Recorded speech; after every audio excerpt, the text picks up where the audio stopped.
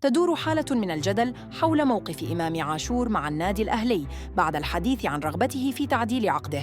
خلال الفترة الأخيرة، مصادر قريبة تشير إلى أن اللاعب يرى أن مستواه وتأثيره داخل الفريق يؤهلانه للانضمام إلى الشريحة الأعلى في الرواتب، متجاوزاً أسماء بارزة مثل زيزو وتريزيجيه ومحمد الشناوي. وخلال التجديد الأخير لعقده، كان هناك وعد شفهي بأن يصبح من أعلى اللاعبين أجراً في الأهلي حال استمراره على نفس المستوى الفني.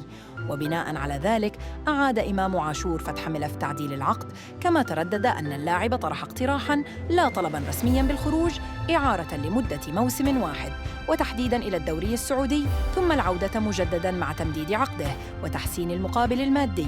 في المقابل، تتمسك إدارة الأهلي بسياستها بعدم كسر سقف الرواتب وعدم التفريط في العناصر الأساسية. الملف ما زال مفتوحاً، والأيام المقبلة ستكشف الحقيقة كاملة.